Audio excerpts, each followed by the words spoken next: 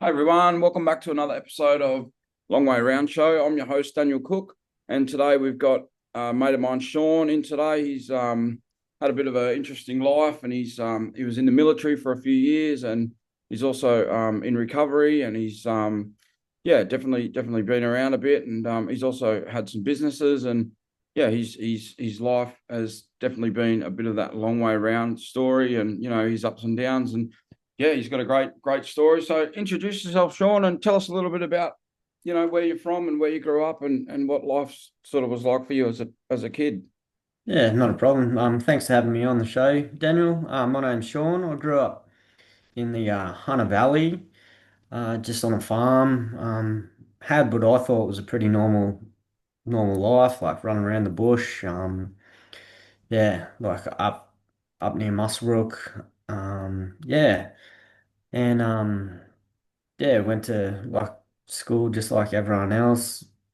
Wasn't any good like at doing the learning stuff. Was more an outdoor kid. Um, yeah, just would prefer to be out playing sport and didn't really care much for the study side of thing.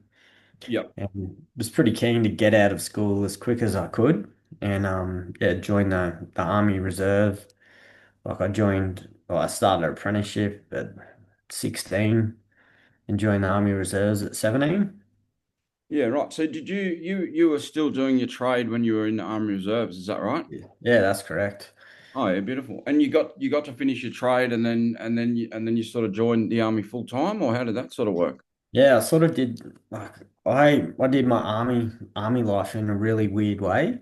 Mm, So when I was 19, I went to Butterworth, like Malaysia. okay. So yeah, I was at a unit called 1216, Hunter River Lancers up there in the Hunter Valley, and they selected a section of people, and from 1216 we combined, and they sent a platoon over to Malaysia, and we did yeah, we did some jungle warfare and urban warfare training in Malaysia and Singapore. Yeah, So right. yeah, it was Rifle Company Butterworth. So we Mm, did infantry training in the jungle. Went to Changi prison, like um, where the prisoners of war in World War II were kept. wow. Um, yeah, did some like what's it called? Battle battle tours where there was like tours like along. Yeah, it was pretty interesting stuff. So that was like a training thing, and that how long did that go for? Was that like 3 months, or was that a Yeah, that was three week? months. Yeah, right. Okay, cool. Yeah, And you like I said, had my 19th birthday over there, and so what I'd do for reserves, like I'd save all my annual leave and take leave without pay oh, from my okay. apprenticeship, Yep. and then yeah, use it to do reserve days. Oh, yeah. Yep. Yeah, cool. Because I actually had a mate in WA who was in the reserves when he was doing his apprenticeship as well. So you were 19. It sort of reminds me of that song, Only 19. Yeah. You would have been relating to that in your journey, I'd imagine. So where did you do your apprenticeship at? You were at one of the pits out there, were you? Or Oh no, I wasn't fortunate enough to be on the big dollars. yeah, Yeah, I remember. I think yeah, when I was a first year apprentice, I was on like $4.85 an hour. right. So a little bit different to the apprentices these days. Oh yeah. Yeah, they get looked after pretty good now. So were you just in like a little workshop out of town somewhere or something? No. Yeah, it doesn't exist anymore. It's called power and mining. So Okay. yeah, just as a And fitter did you machinist. guys did you guys do much site work as well, or were you just all workshop stuff? In the end, yeah, like it was predominantly like it led to mining and yeah, power station work. Yep. But I mean, when you were doing your apprenticeship itself, did that workshop do site work as well, or was it your first 4 years was all just workshop stuff? Um, it was supposed to be like machining workshop, but I didn't have the patience to be standing behind a lathe. Like I was more of a fitter than Yeah. a Yep. machinist. Yep. Yeah. Right. Yeah. Yeah. Cool. And So and so you were in the Army Reserves when you were sort of, did you say 17 or you joined, or yeah, when? that's correct. Yeah. Yeah. Yeah. Right. Oh, that's interesting. And when did you become a full, like, I don't know, what's the difference between reserve and a full army personnel? Like, how did that? When was that transition? So that transition, so I finished my apprenticeship, like, eh, like I did my apprenticeship, finished that just at 21, and then when I was 21, I was given an option to go. It's called continuous full-time service. Yeah, So right. then I went up to Townsville, Oh yeah, yep. to Third, Fourth Cavalry Regiment, like an Mm, armored corps regiment, mm. and yeah, so I went up there and I was selected to go to East Timor in the M113 carrier. Yeah, right. Yeah. What So was what was your job like in the army? Were you like in a, I don't know, is it called riflery or something like that? Were you in the that's front line or what was your infantry. So infantry? yeah, Sorry? yeah, I was an infantry. Um, I was armored corps. So Okay, so that's like what does that entail? so our core unit is like tanks, armored Yep. vehicles. Oh yeah. Yeah, so yeah, it'll be Were you tanks. driving tanks or were you just sort of were you using your trade in the army as well or not so much? No, no, I didn't do my trade in the military. Okay, so what was your actual job? Were you driving the tanks and stuff or? I was an armored crewman. Okay, so you were driving the gun in the tank. Is that right? No, I No? was in East Timor, so I went Yeah. over as a armored vehicle crewman, so as a driver of the APC. Okay. And So what's I the went there. APC for people that won't really know what that is? Um, Is it like a Hummer or something or? no, they can look up M113. It's a um, tracked vehicle that you can put a section, so like 9 infantry soldiers in the back of it, Oh, transported yep, around. yep. Um, yeah, Yeah, I think I'm picking up what you're dropping, like a big truck and you're driving fellas around sort of thing. Is that sort of the gist of it? yeah, and Yep. then yeah, with your commander, he's up the top with a machine gun. Oh wow. Yeah, right. Yeah, That's yeah, that's that's pretty. yeah, with a 50 cal machine gun. Yeah, right. Well, that's pretty cool. So you were 19 years old, maybe not cool. I don't know if that's the right way to describe it, but it would have been, I imagine it would have been pretty interesting when you were that age. So you were 20, 21, 21, yeah. driving a truck over there. That's, most people at 21, they're still, you know what I mean, going out drinking every day and just Yeah, enjoying the wild going life. out, hitting the piss, like Yeah. fighting hard. And you were Not over worried in about East Timor driving a big truck with a big machine gun on top of it. yeah. Yeah, right. And that's pretty interesting. So how long was that tour for? That was for 7 months. 7 months, okay. And then when you come back, did you just have a bit of rest and go straight back, or did you have a bit of time off, or Because I sort was of? on CFTS, like continuous full-time service, that was like I was a regular soldier for Mm, that period. yep. Um, it was just like a contracted full-time, and then I went back to reserves, Okay. Yep. like just like a part-time soldier. Yeah. Right. Um, that's why how I did mine was kind of weird. Mm, So then I came back to the Hunter Valley, and then I was back for a couple of months, and then another option came up to go CFTS again. okay. So then the army sent me back up to Townsville on another like 14-month contract. Yeah. Right. Um, so then I went back up there, for 23, and I was sent over to Afghanistan, Yeah. Wow. and this time in the Bushmaster. Okay. So this one's got wheels, Mm, and I was a driver and commander. So this yeah. time I was Right. like driving them and yeah, Like up the running the top. crew sort of thing, or What was that, sorry? like you when you say commander, does that mean you were sort of in charge of the guys, or? Yeah, that's correct. Yeah. Right. So you were 23 over there. You'd been already over to East Timor, so you've done two tours essentially. Is that right? Yeah. Yeah, yeah. And what was it like over there? Like, what was the culture like, and what was your sort of you know, day to day operations like? Was it pretty hectic, or were you more just like doing like peacekeeping missions, or what was it sort of like? No, like that's like it's pretty serious.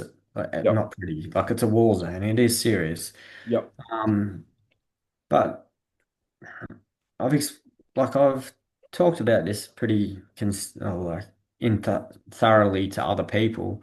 yep, And life when as a soldier you go over there, it's simple. Like you don't have to worry about like your social media or what's happening this weekend. You're not worrying about um like all these events and shit. You're just worried about Is my weapon working? Is my vehicle good to go? Do I have ammo? Is my crew all sorted? Like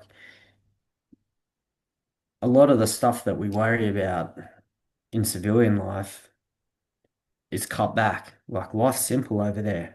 Yep. You're just worried Yep. about your mission and yeah, getting through that day. Yep. Yep. And then, so how long was that tour for? I was there for a couple of months, but I got injured. Like All just right. yeah, something simple. Not from the enemy. Yeah, just doing a daily task. Like yeah, had an injury and got sent home. Okay. And was that the Um, end of your army life, or did you? no, no. So I got sent home. Like had to get like surgery on my hand and stuff. Yep.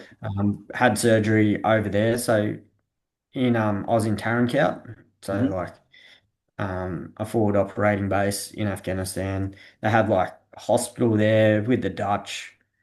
Yep. Yeah, had like microsurgery there. Like, it's pretty advanced. Mm. Then sent home to do yeah, all the rehab as you would just anywhere. Yep. And then after that, I tried to like go from CFTS, continuous full-time service, into the regular army. So then it would just be an open-ended contract as full-time army. Yep. And it was when there was no issue with recruitment. The army was kind of full. Mm. So the army didn't want me. Even Okay. though I was a full corporal at the time, the army's like, nah, we're full. We don't want you. Wow. But we can send you like because I was um in the Bushmaster, we Yeah. could send you to first armored in tanks. And tanks, they're not getting deployed. They haven't been deployed since Vietnam. I was like, fuck that. I don't want to go from a corporal back to a private Yeah. Right. and just sit around. So then I had a an attempt at SAS, like Special Forces. Yeah. Right. So I trained up for that, got a week into it, and wasn't successful. Okay.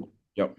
Um, and like they only had that once a year, so I attempted that at 24, and then at 25 I had another attempt at commando selection here in Sydney. Yep.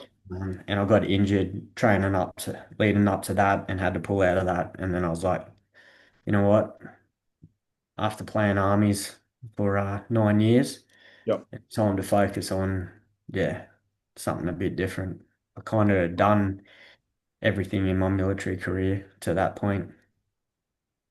So I imagine that would have been a pretty big kick in the guts when you were sort of trying to go for that transition, and they were sort of saying, "We don't really need you at this point." Like you've basically put your life on the line, and you've gone over there and done a lot of training, and really you've invested your whole life in it for them to turn around and say, "We don't need you." I would imagine that would be pretty painful. And Yeah, yeah, so you've sort of said, "All right, well that's enough of the army. I'm gonna get out of it." And what was life like then? Like, was it really a lot of trauma and a lot of like pain from memories and things that you'd been through?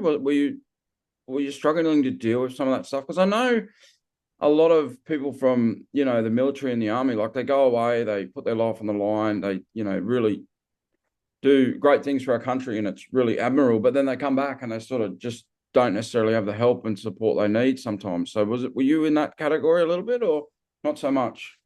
I was kind of fortunate because I had a trade to fall back on. Yeah. Yep. So I could transition straight into working in the mines, which we'll get into. Yeah. So like I just fitted into that mining sort of aspect, um, and like earning good money, and Yep. then having like being able to fill that void that the military gave me of excitement. Yep. And I started snowboarding pretty late, going on pretty cool holidays. So that gave me that excitement. Yeah. Righto. Um, Was there anything like I know there's a heavy culture of drinking and things like that. Were any of that sort of stuff started through the tours and through hanging out with the army guys and the training and all that sort of stuff, or was that more like later on with that sort of stuff? Yeah, like that the military culture is like massive. Like you work hard and then you hit the piss just as hard. Yeah, yeah, Like, um, yeah, like every Thursday, you had like boozer parade. yeah, right. So you'd go to Sporties and then you had to go to the mess. Like each unit has their own, technically a pub, which you call the mess. This is And overseas you're talking about, or in no, Australia? no, in Australia. Okay. Was there a pub and stuff like that, or was it like did you just drink when you're on tour and all that sort of stuff, or you're not allowed to? No, no, Okay. no, they'll dry when you're Sure. overseas. I'd imagine some people would have been smuggling stuff in and things like that, would they, or not really?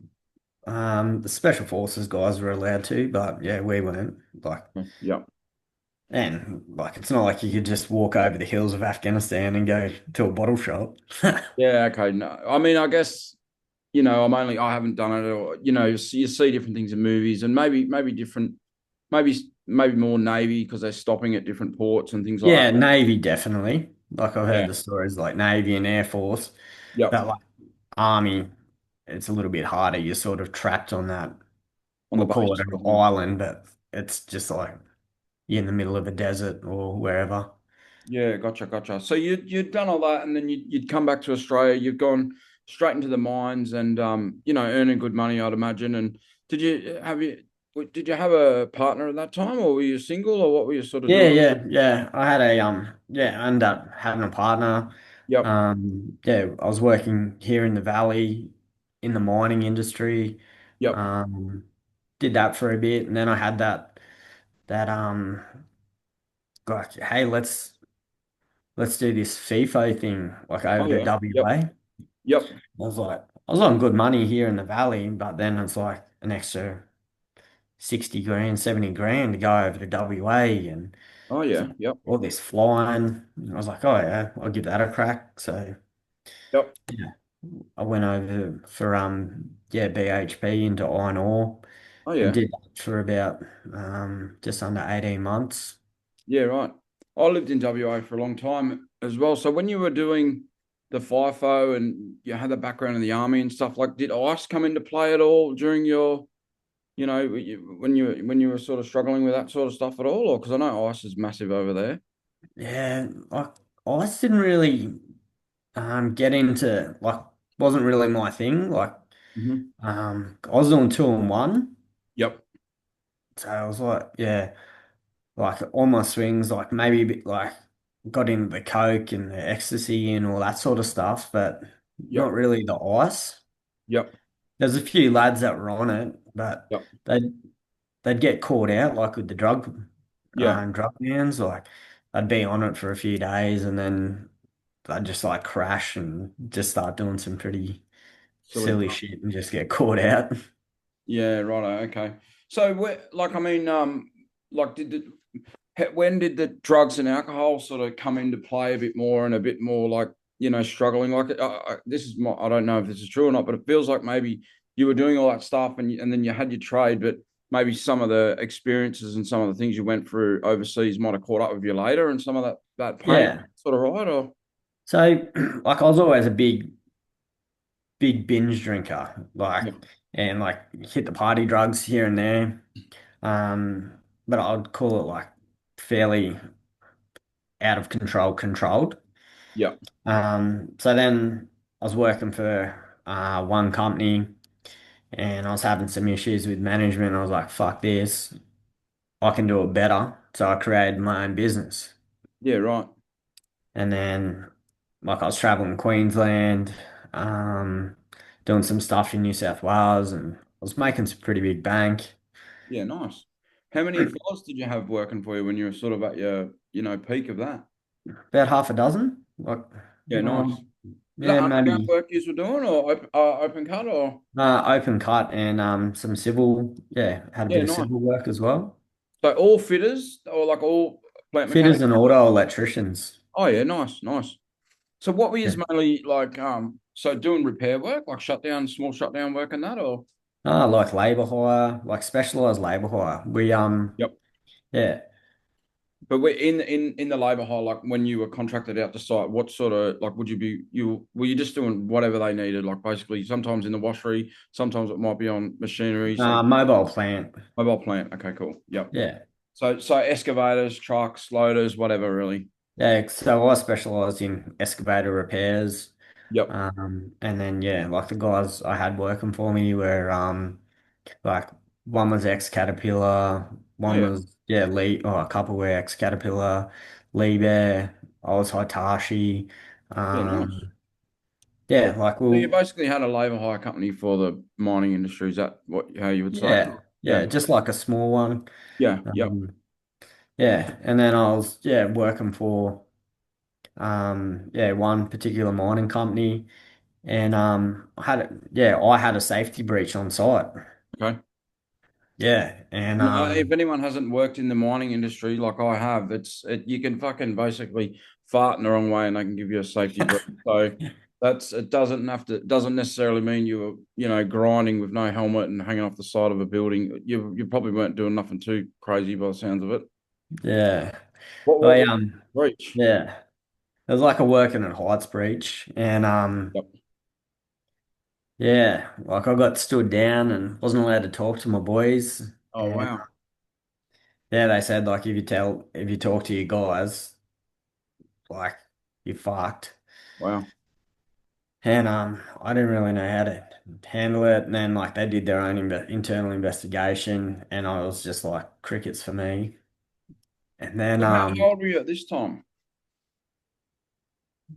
20 20 oh sorry 20 30 35 35. 30 Okay. 34 Got a pretty 35. good little business. You're 35. You've had a lot of experiences in your life, and now you've done this safety breach. And I don't know if this is true or not, but did it sounds like maybe someone had it out for you, or someone was jealous, or maybe it sounds like was that the case, or was it just you were in the wrong and that was as simple as it? um well, it was kind of getting into a bit of a downturn. Yep. Like a couple of weeks before, they'd made us all the contractors had to put in like a costing for how much it costs for us to have each person on site, like a full breakdown on like what the PPE costs per person, and Yeah. Right. just to see, yeah, they're Whether, trying to cut down the labor numbers, yeah. like Right. how Okay. many suppliers.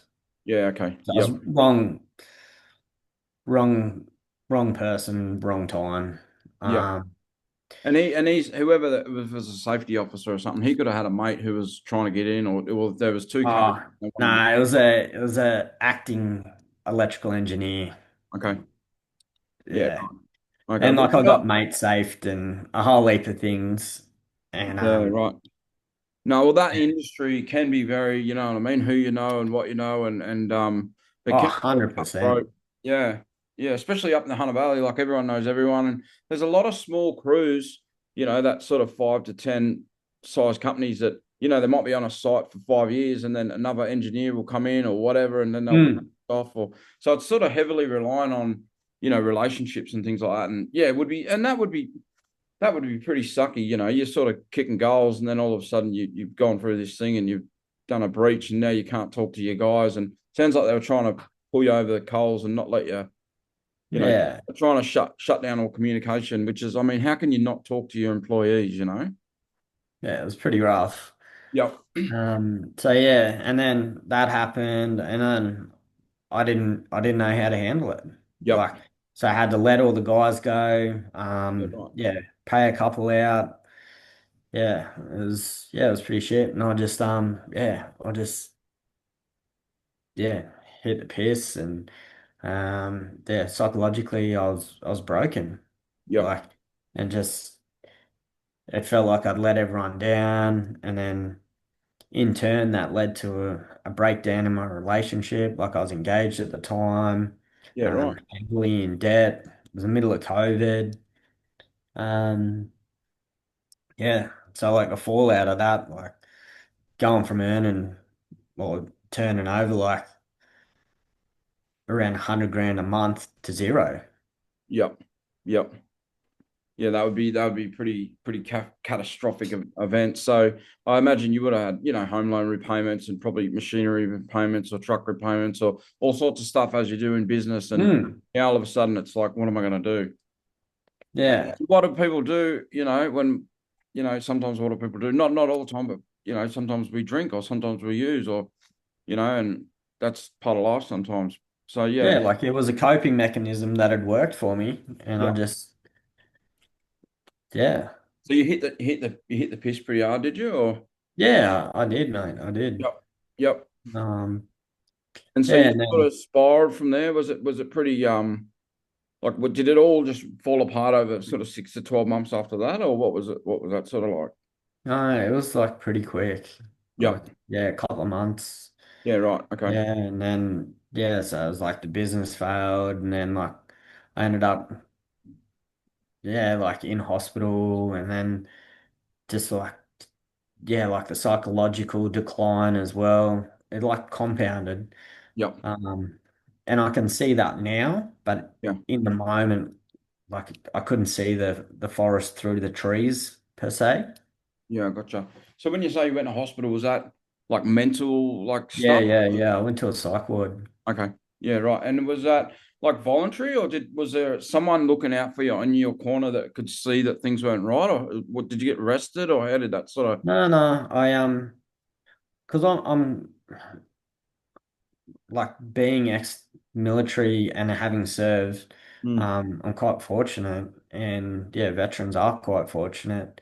We have access like with a defense white card for mental health, and Yeah. yeah, I reached out with that, and yeah, for psychological, yeah, Well, it's good that you had the thought to do that, because a lot of people would it would only be once you've been arrested or once something, obviously it was catastrophic, but, luckily you didn't kill someone mm, on the road or get in a big fight or, you know what I mean? Like, so at least you had the foresight to ring that helpline or whatever. So you gave them a ring and then did an ambulance come and pick you up, or did they say, oh, look, nah, jump like on? I was just Or, like isolated and yeah. yeah, just like. Yeah, it was just like immobilized, like for weeks, just like really, really depressed. But after the phone call, like, how did you get to the hospital? Like, did they come? Oh, Like it took a couple of weeks. Like I had to wait, like to okay. get into a psych ward and Okay. see a Yep. GP and like yeah, go through all these steps. Like Okay. even in crisis, yeah, these things take time. Gotcha. Gotcha. Unless, as you were saying, yeah, do something really violent or you get done like driving or you hurt someone else, Yeah. um, then you get incarcerated and taken to like a psych ward, or Yep. if you get scheduled, um, then things happen a bit quicker. Yep. So when you went to hospital, which hospital was that? Yeah, I ended up at Maitland Private Hospital. Okay. Yep. Okay. And so, and then you were able to see some psychiatrists, and was that helpful? Were they able to help you out a little bit and get you a little bit back on track, or was it sort of just in and out and in and out for the next little while? How the Um, next, At first, the first couple of admissions, it was just like a band-aid fix. Yep. Yeah, like the whole mental health dual diagnosis, comorbidity, which comes first, the substances or the mental health thing. Yeah, it's not a quick fix like a broken leg, Yeah. where they just like pin and plate it, give you a bit of rehab and tap you on the ass and you're on your way, you know? 100%, 100%. No, I get it. I get it. So you'd started the journey and you'd been sort of into the psych ward a couple of times, which isn't, that's not nice to talk about. And I've been in the psych ward too, so it's, you know what I mean. You're not alone. But so what was so and then where did the recovery stuff come into play? Was it a couple of years later? Was it all around that same time? Like, because I know people from some of the fellowships come into some of them places. Was that sort of how you got connected into some of those recovery programs, or how did that come about? Um, No, through a family friend that's in yeah, the AA fellowship. Yep. I called him. He lives like way up the coast, like up at Coffs Harbour or something, and then he put me in contact with someone down here Yep. that picked me up and took me to a meeting. Yeah. Beautiful. yeah, I was just like, what the fuck are these loonies? Yeah, it's a bit like that, isn't it? But yeah, that's like 5 years ago now. Yeah, right. And did you ever go to rehab at all, or you didn't? You didn't. Yeah, yeah, yeah. Yep. I ended up back in 2023. I went to the Buttery Oh up yeah. near Bombay. Yeah, yeah, cool. Yeah, And then did you do the whole program, or did you leave early, or how did that go? yeah, yeah. I did yeah their program, Mm. but I picked up like that night, like when I left. Celebration, eh? You got to celebrate Yeah, I was finishing like, rehab. yeah, I'm cured. Like sweet.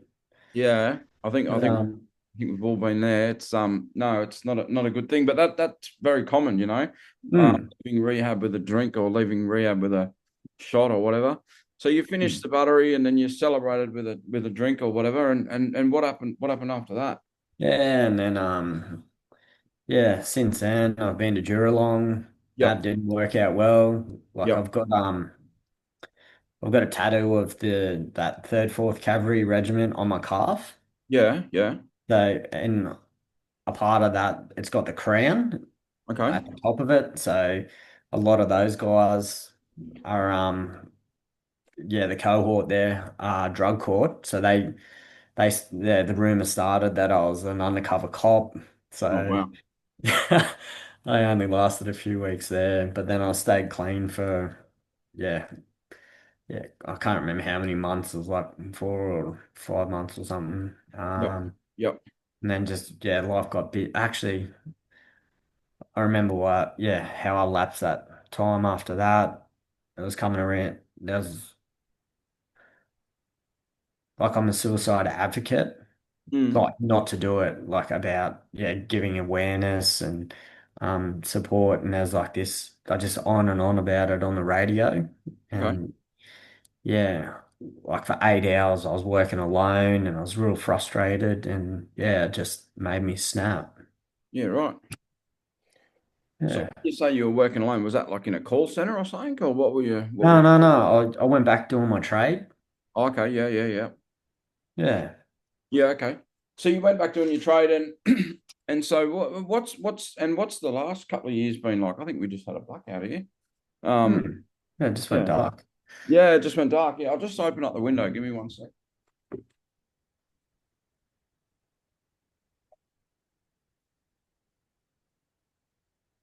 It's a bit better. So you went to the Buttery and you went to was it the Glen you said? Oh, not the Glen. No, Duralong. Geelong. And then so what's how's it been now, like the last little while? Like how have you been able to sort of get a few months together and those types of things? And how's your recovery going now?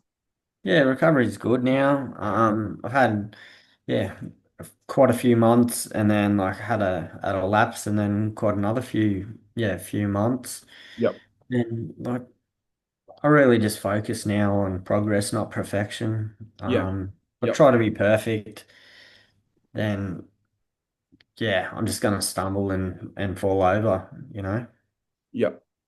Yeah, me too, 100%. I mean, it's not about trying to get everything perfect. And when you've been through a lot of things in your life and you got all these different experiences and all these different, areas of pain and that, it's not just going to be one meeting or one whatever. And yeah, I think sometimes in the rooms there's a lot of emphasis on, clean time and how long you've been clean, and sometimes it's not really about that, because there's some people with 20 years clean and they're, just as broken as someone with 3 months clean. You know what I mean? Like obviously someone like yourself, really intelligent bloke and been in the army and got a trade, and like it might be a different road to someone who's, maybe not done as much stuff or whatever. So it's not just a, one course. It was pretty cool. What really changed my mindset about recovery was actually a smart meeting. So like I'm gonna say I've been in recovery, like taking it pretty serious at like substance misuse will kill you if you're not serious about it. Yeah, So like in the 5 years, I probably have about 4 years of clean time. yeah, yep, But if you look at it in the fellowship way, you're only as good as the last time you used. Yeah, So that can be really detrimental to someone that has like an all or nothing mindset. 100%. And then when I started looking at it that way, like it really opened my horizon Yep, and like gave me a lot more self-compassion. yep. Yeah, that's good. Self-compassion is something I've been learning about too. It's a pretty important thing. I just got to open this other window so I can get a bit more light here. Sorry, mate. Um, yeah. So, and tell me a little bit about the smart recovery because I know you've started a meeting in Toronto, and you and one of my other mates, Tommy, are starting that. So you're starting that tonight, I think, which is exciting. Yeah, we're kicking that off tonight at 5:30 till 5:30 till 6:30 Yep. at the Uniting Church. Yep. Um, yeah, just open for alcohol and other drugs. Like Yep. that's the focus of the group, but Yep. it's open to any addictive behaviors. Anyone's welcome to come down and yeah, just Tom Come and I check will it be out. facilitating it and the No, more the that'd be good. merrier. I'm going to come for sure because I think that could be helpful for me. But I've never. I think I went on one online one. But just tell us a little bit about the format. How do they work? What's the story with the smart recovery? How do they work? Yeah, it's self-management and recovery training. Okay. So it's just broken into three simple steps. Mm-hmm. So you have like a check-in Yep. where we go around everyone that's participating and just ask, so what brings you here, what you want to get out of the meeting. Then you have the work time, Yep. which is like sort of like the core of the meeting. Is And that then paperwork? Like, is there a booklet or something that you're filling out, or? no. So we'll like just go around and um, say that you have a wedding that you're going to this weekend. Oh yeah. Yep. Yeah, and you want some points on how you're going to get through the wedding, or not even go to the wedding, Yep. and we just open it up to the forum. Say myself, like I might suggest that you drive to the wedding, or Mm. Brian, that's there might suggest that you don't go at all, Mm. or do a pros and cons list, Yep. or uh, someone else might suggest. So it just opens the floor up for people with other experiences Yep. to give suggestions on what they've done in the past to Yep. guide you to make positive like decisions with your life. Yeah. Yep. And then at the end, um, like when you check out, each person states like for the next 7 days what their goal is, like a specific goal, smart, measurable, achievable, realistic, and time-based. So Yep. like their goal for the next 7 days and what they got out of the meeting for the night. Mm-hmm. Yeah, Yeah. Right. Oh, that's like that's really it's cool. a nice structured way. Yeah, and I know they don't really throw you over the grill as much if you did go to the wedding and have a beer or something. Is that right? Like I know it's sort of Yeah. for prevention rather than like because for some people they're not going to be able to never ever ever have a drink or never ever ever have a smoke again. That might be too hard. So it's more about, managing it and potentially risk management rather than potentially Minimalization, yeah, harm as opposed to full blown absence. What's the word? Absence. abstinent. Abstinent. That's right. That's right. So yeah, so you might go there next week, and they might not. You might not feel as bad if you did go, and if you did have a drink or whatever, they might talk about. I guess maybe because you don't want to feel like a piece of shit. There's nothing worse than if you've had a bit of a stumble or if you've had a drink or whatever. Then you don't want to feel like Hmm. a suck of shit on the face of the earth because you did have a beer or whatever, and it's not always the end of the world, sort of thing. So, is that sort of the vibe of it? Yeah, like so like I might my goal might be Fridays. just to have 3 beers on a Yep. Friday night Yep. Yep. after work with the lads. Yep. That could be my goal, Yep. but not drink Monday Monday till Friday night. That could be my goal for the week. Yeah. Gotcha. Gotcha. Yeah, that's good. That's really good. Yeah, that's cool. All right, mate. Well, is there any other things you'd want to speak about before we wrap it up? No, I think we've sort of covered everything. Yeah, we sort of covered everything. So look, I know there's a lot of people, that have been through similar circumstances to you, and they may or may not, have a lot of, pain and grief or struggles. Look, I can't even imagine any of it. I haven't done it, so I've got no, expertise. But if there's anyone, watching and they might have, been in the services or whatever, and are looking to get help or going through anything, smart Oh, recovery could be, a good option, for you guys. And I'm sure Sean would be open to chatting to anyone. But yeah, definitely look it up. It's Toronto. I'd imagine it's be on the website and things like that. yeah, that's correct. Yeah, the smart meeting. Yeah, if you've got issues with addictive, yeah, traits, then or addictive behaviors, yeah, the smart meeting here at Toronto, or just look up Smart Australia website. There's an app as well. Um, yeah, if yeah, you're just having a bit of a rough time in the Newcastle Lake Mac area. Also, another thing I'm passionate about, we were talking about suicide and just a rough time. Also volunteer at Lake Macquarie Safe Space, like suicide intervention. Yeah, Mondays, Oh yeah, yeah, yeah, six right. o'clock till 9 p.m. Oh yeah, is that a phone I call? didn't mention that, did I? No, is that a phone No, call? no, that's a walk-in. So Oh, okay. yeah, in the arcade across the road from yeah, Charlestown Square, Lake Mac Safe Space. Oh right, You can go in, yeah, that's just great. want to have a yarn to That's beautiful. That's great. yeah, to like a Sometimes that's all guy you or need a is just. I mean, not woman. not saying it's all you need, but to talk to someone is. Sometimes we need someone to talk to. So Hmm. I'm really grateful that you do that for people. That's really cool. So Monday nights, but is that open 24/7? I've never really heard much about that. What's this? Tell us a little bit about that before we go. Yeah, it's just a literally a safe space to to come. If you don't want to talk, if you just want to do a puzzle, get out of the weather. Yeah, every Monday, 6 till 9 p.m. Across from yeah, like Charlestown Square, Yep. Lake Lake Macquarie Safe Space. Mhm. Can I But is that that open goal? other times as well? Like say I was up at Charlestown and I was going through something just during the normal daytime. Is it always open or is it only open between 6 and 9 Monday nights? Um, I'm just loading it, and I'll share the link. Yeah, cool.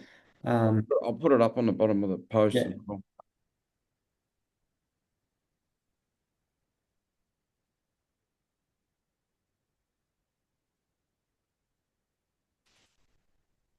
yeah, because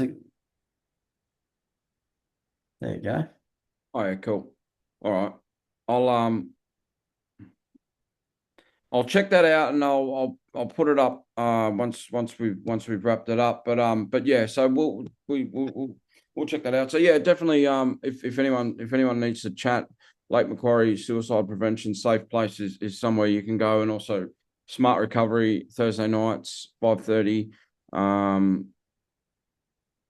at Toronto. It's at the church. It's across the road from the servo, Yeah, isn't it? across the road from the servo, like yeah, just up. Is it the boulevard, like the main street? Yeah, I'm not sure, but we'll put a link. We'll put a link on the bottom of the post to both those things that you've just been talking about because that's really helpful. All right, no worries, Sean. Well, I'll let you go, and yeah, we'll thanks everyone for watching. Please, if you need to reach out, like, share, subscribe, and we'll see you on the next one, guys. Thanks, heaps, Sean, for coming on the show. See you later, Thanks so guys. much.